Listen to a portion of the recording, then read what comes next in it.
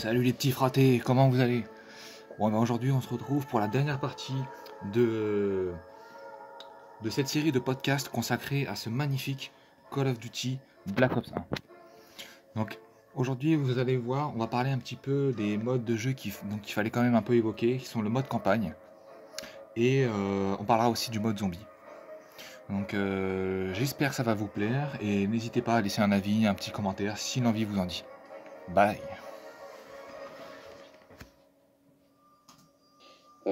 Donc vous l'aurez compris dans mes podcasts, je rentre pas trop dans le détail des modes histoire, mais je veux dire, si on devait donner une note sur 10, c'est du 10, c'est du 11 sur 10 même. C'est les premiers Call of Duty, je veux dire, les modes campagne, ils sont vraiment légendaires et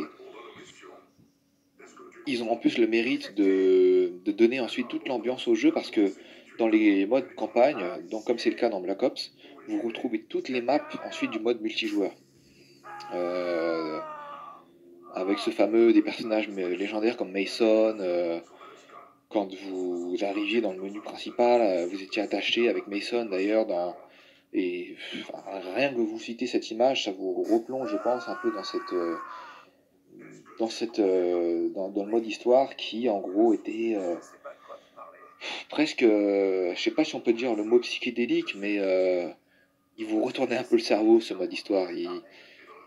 Avec des flashbacks, avec des passages un peu presque de torture, avec des presque un peu comme un film un peu de guerre qui vous marque et j'ai presque envie de dire à déconseiller aux plus jeunes quoi parce que vraiment un jeu qui presque vous fait réfléchir après sur enfin on dit que les jeux vidéo on critique parfois les jeux en disant que c'est un peu bébête mais on peut même apprendre vraiment beaucoup et puis ça peut même vous donner des vocations après pour apprendre plus sur l'histoire enfin c'est vraiment très intéressant et bon, en plus, la guerre froide, c'est une période historique qui a marqué le XXe siècle et Treyarch a eu le mérite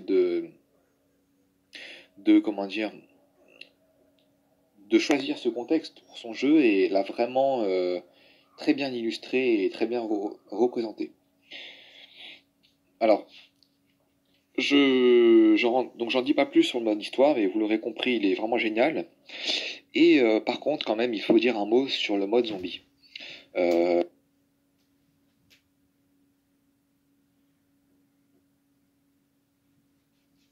Avant de parler du mode zombie, mes amis, je voudrais quand même vous montrer le tout début de cette fameuse mission à Cuba.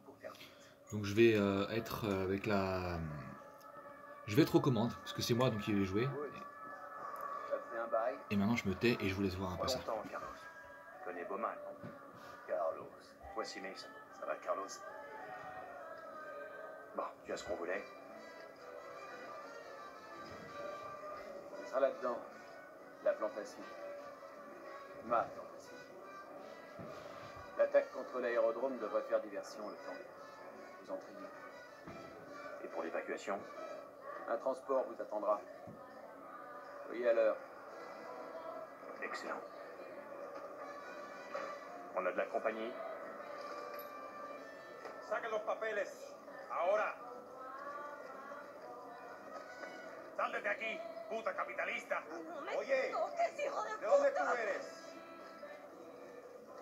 J'ai dit, vous êtes tout. Reste calme, Maurice.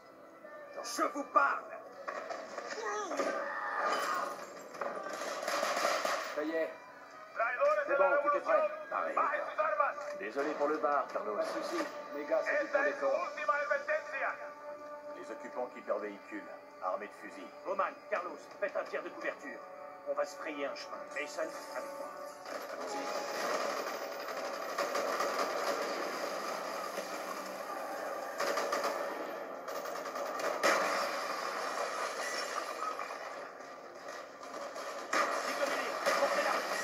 Bowman, sur la droite. Así me cubrir.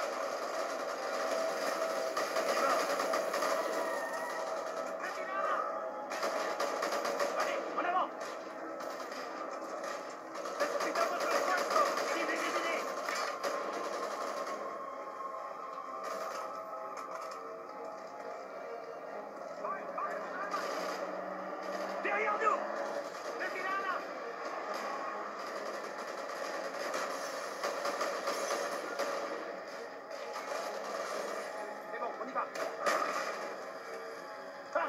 cette année. À la voiture. Roman, couvre de derrière.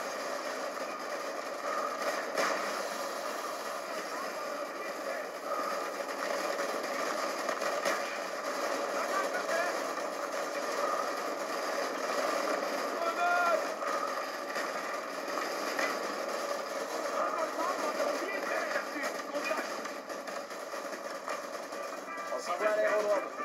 Suerte, mes amis. Bon, allez.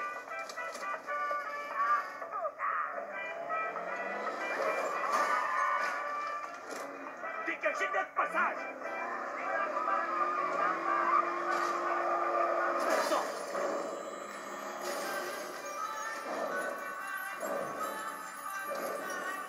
Ça va.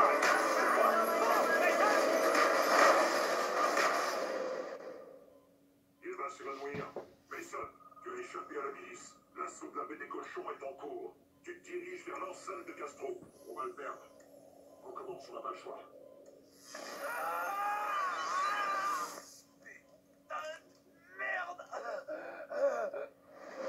Voilà l'enceinte. Carlos et ses hommes vont attaquer l'aérodrome. D'une minute à l'autre.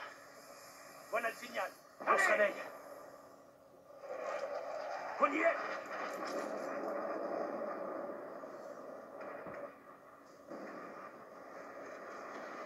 On n'a pas de temps à perdre.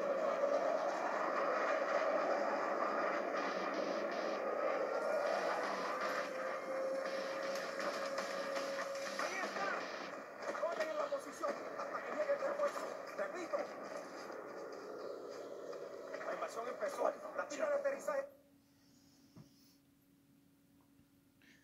Voilà les amis, je vous en montre pas plus, mais c'était juste pour que vous ayez un petit avant-goût de ce magnifique jeu. Et là, on allait être bientôt en marche pour essayer d'éliminer Fidel Castro. C'est pas beau ça dans un jeu vidéo.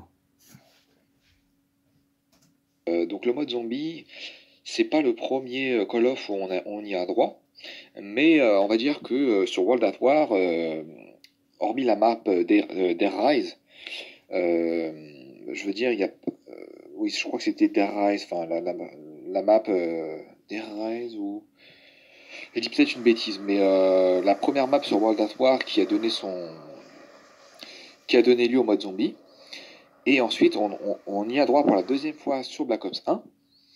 Et donc, je ne suis pas un énorme spécialiste, donc je ne vais pas vous parler de toutes les maps en DLC.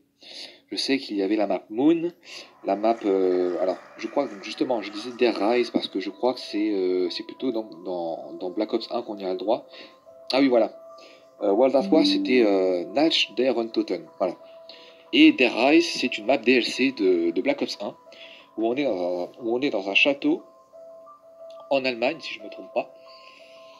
Donc une map légendaire aussi. Mais je pense qu'il faut s'attarder là sur la map principale du jeu qui était Kino der Toten. Donc cette map, c'est incroyable. Quand on y repense, on avait eu le droit à 3 modes de jeu qui étaient tous... vous pouvez passer autant de temps sur l'un que sur l'autre. C'était... moi, j'étais pas un adepte. Si, j'aimais beaucoup le zombie, mais j'étais un gros fan du multi. Et parfois, comment dire, fallait presque que j'aurais pu faire vraiment toutes mes heures de jeu sur le multi, mais je me disais c'est pas possible, le zombie il est vraiment génial, faut quand même que j'y aille. Et à chaque fois je regrettais vraiment pas. Surtout si vous jouiez un peu en soirée comme ça, un peu la nuit, vous mettez pour un peu que vous aviez le casque et que vous parliez avec vos potes. Vraiment, c'était juste génial, quoi, avec cette fameuse musique et ce menu qui passait dans un rouge un peu sang comme ça, un peu enflammé, j'ai envie de dire. Rien que ça vous plonge dans l'ambiance. Et le mode zombie, c'est vraiment un jeu, vous y jouez, vous oubliez tout ce qu'il y a dans votre quotidien, tous vos tracas du quotidien, vous les oubliez. Et je veux dire, à la fin, moi je connais pas d'autres jeux ou même un film au cinéma qui vous déconnecte un peu comme ça le temps d'1 ou 2-3 heures de jeu pour les plus aguerris. et qui donc, je vous disais, il vous plonge dans cette ambiance et vous oubliez tout le reste, quoi. Et il n'y a même pas besoin d'être un joueur, un boss du gaming pour se régaler, quoi. En plus, vous avez vos potes qui peuvent vous aider. Et, euh, et le mode zombie, à ce moment-là, il a été vraiment encore plus... Enfin, il a fait son heure de gloire grâce à Kindertoten.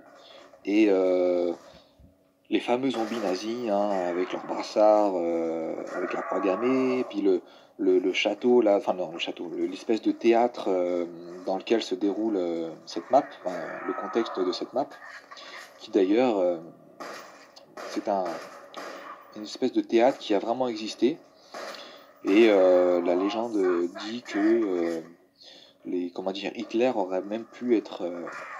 Enfin, il y a eu, je crois, des tentatives peut-être d'attentats contre Hitler, et il aurait même presque pu être abattu, ou en tout cas éliminé dans un théâtre allemand comme ça. Et si vous voulez en savoir plus, le film Inglorious Bastard de Quentin Tarantino en 2009 avec Brad Pitt, très bon film, assez original sur la guerre, sur la Seconde Guerre mondiale.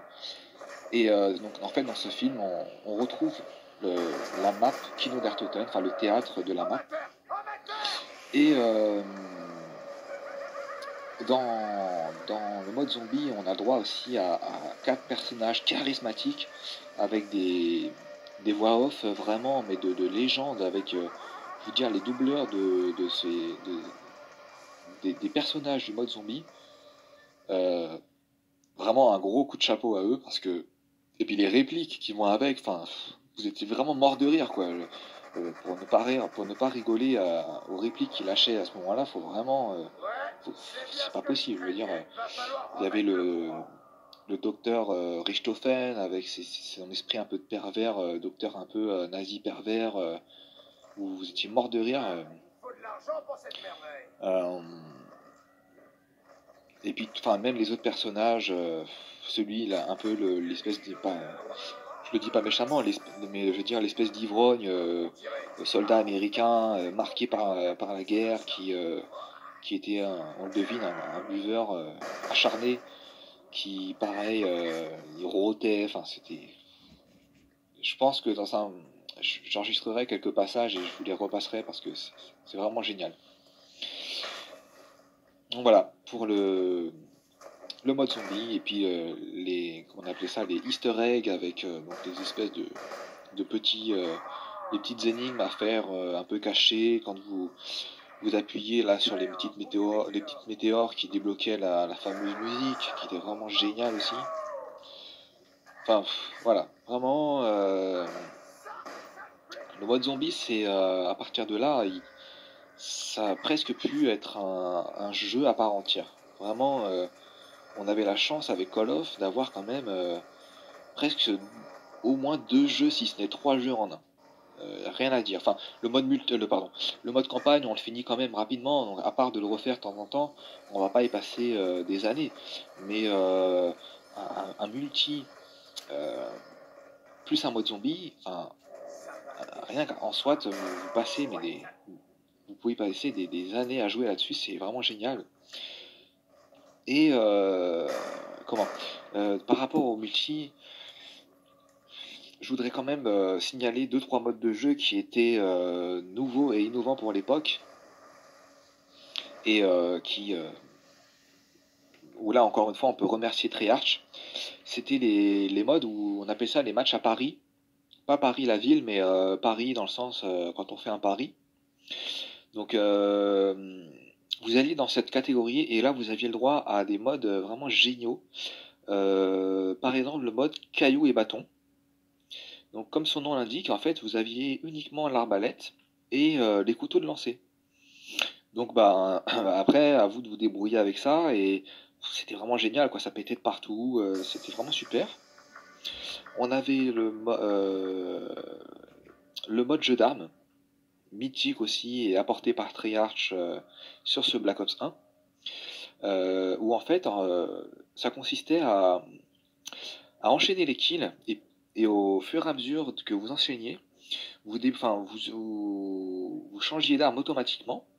Donc vous commenciez par exemple avec un petit pistolet, et puis ensuite vous passiez à des armes diverses et variées. Donc c'est très original, et en fait après vous aviez le droit à un lance-grenade, une arbalète, un fusil à pompe. Enfin, je veux dire, il fallait vraiment être. C'est le mode de jeu qui peut vous faire progresser, ça c'est clair. Et le but c'était d'aller le plus vite, d'enchaîner le plus vite possible pour terminer avec un kill à l'aide des couteaux balistiques. Et juste avant ça, vous aviez l'arbalète, si je me trompe pas.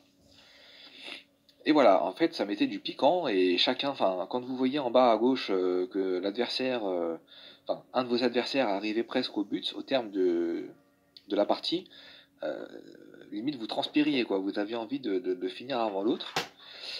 Et très très sympa comme mode de jeu, y a pas de souci, quoi.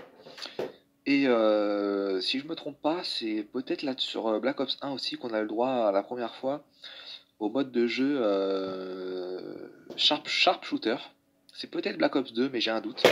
Où qu'en fait, vous aviez pendant 30 secondes une arme, admettons le lance-roquette, et tous les joueurs de la partie avaient la même arme. Et du coup, c'était vraiment rigolo, parce que si tout le monde se retrouve avec un lance-roquette, et ben, je vous laisse imaginer le bordel que c'est, et c'est génial. Pareil, vous aviez sniper, tout le monde pendant 30 secondes, only sniper, enfin, c'est vraiment des modes de jeu qui, voilà, vous vouliez vous changer un peu les idées et vous libérer un peu la tête du mode du MME, vous alliez là-dedans et c'était vraiment super. Et en plus, encore une fois, c'est une très bonne façon de progresser. Donc un gros coup de chapeau à Treyarch pour ces petits modes de jeu qui d'ailleurs par la suite ont perduré. Eh bien écoutez, chers passionnés de Call of, j'ai à peu près dit ce que je voulais dire sur ce mythique Black Ops 1. Donc vous l'aurez compris, c'est un Call of Duty qui a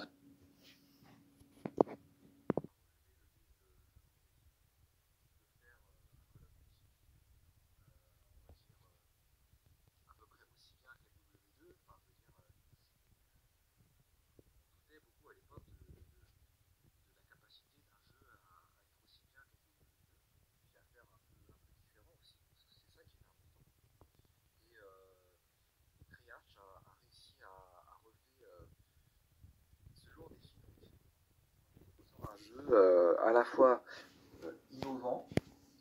Eh bien écoutez, chers passionnés de Call of, j'ai à peu près dit ce que je voulais dire sur ce mythique Black Ops 1. Donc vous l'aurez compris, c'est un Call of Duty qui a réussi à relever le lourd défi de faire un Call of Duty, on va dire, à peu près aussi bien qu'MW2. Enfin, je veux dire, on doutait beaucoup à l'époque de la capacité d'un jeu à être aussi bien qu'MW2, et puis à faire un peu différent aussi, parce que c'est ça qui était important.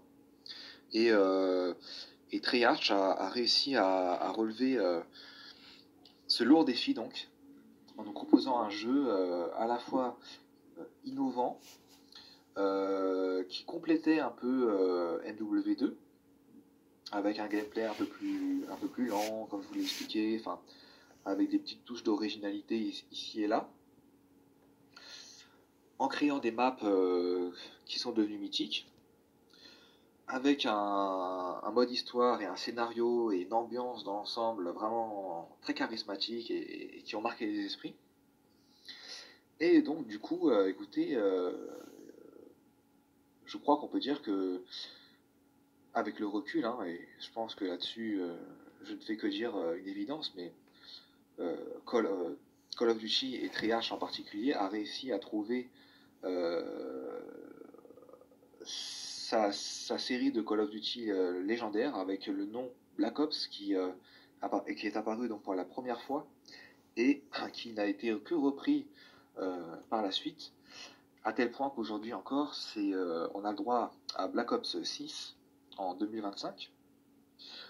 Et écoutez, quand on entend ce nom de Black Ops, c'est aussi, je pense pas que vous me contredirez, c'est aussi mythique et charismatique que quand on dit MW et Modern Warfare. Et pour ça, vraiment, chapeau à Treyarch, euh, vraiment mille merci, quoi. Et, et si je devais dire, enfin, si je devais faire un choix entre un Modern Warfare quel qu'il soit ou un Black Ops quel qu'il soit, écoutez, vraiment, je ne pourrais même pas faire un choix entre l'un et l'autre. Tant ce sont des jeux qui se complètent et qui apportent chacun, qui ont leur propre spécificité et qui sont vraiment très plaisants à jouer. Et nous, en tant que gamers, c'est vraiment un énorme plaisir d'avoir. Enfin, c'est une très bonne chose qu'on n'ait pas à choisir entre l'un et l'autre. Quoi de mieux que d'avoir deux jeux qui sont aussi bien l'un que l'autre. Vraiment, je ne dis pas qu'après, chacun a ses préférences, les goûts et les couleurs, ça se discute pas. Mais si on regarde les choses avec objectivité, je pense que chacun sera d'accord pour dire que ces deux Call of sont vraiment de qualité et se valent dans l'ensemble. Voilà. Donc, voilà, si je devais donner une note à Black Ops, pour moi, c'est du 10 sur 10. Parce que vraiment, la perfection n'existe pas, mais je retiens vraiment que du plaisir sur ce super Black Ops. Et écoutez, même encore aujourd'hui, j'y joue régulièrement. Et je suis pas le seul, hein, je vois qu'il y a encore plusieurs centaines de joueurs en continu qui sont là, qui continuent de jouer.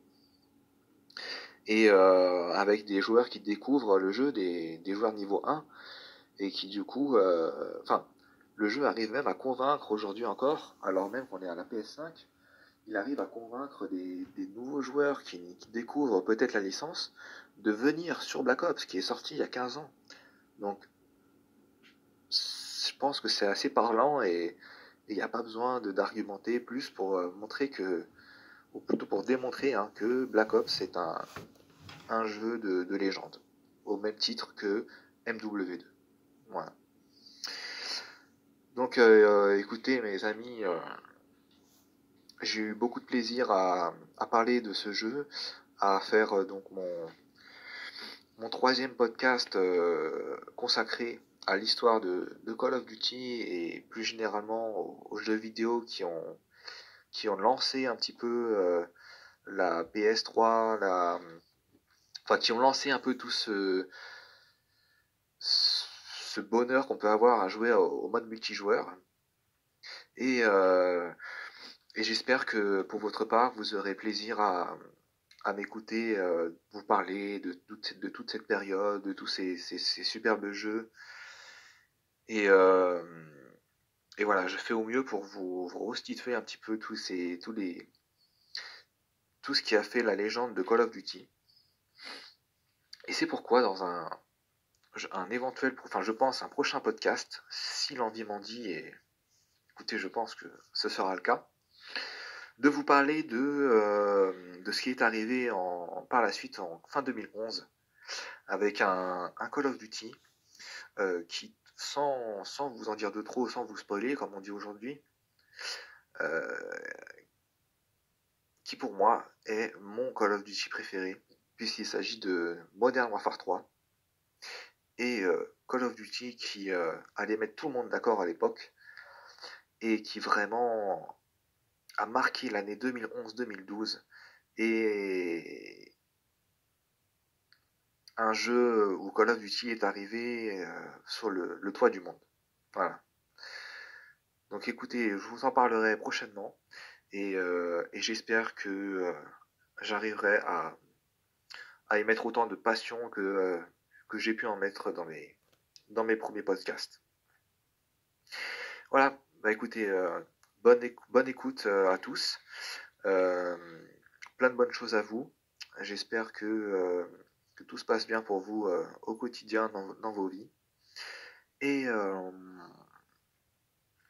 voilà, prenez bien le temps d'écouter, même s'il faut en plusieurs fois, mes petits podcasts. Et éventuellement aussi, comment dire, je ferai peut-être une petite compile des différents sons, effets sonores et musiques de Black Ops 1 peut-être, et puis de MW3, afin de vous replonger au mieux possible dans l'ambiance de ces jeux mythiques. Voilà, allez, je vous laisse et je vous dis à très bientôt. Allez, bye bye, salut tout le monde.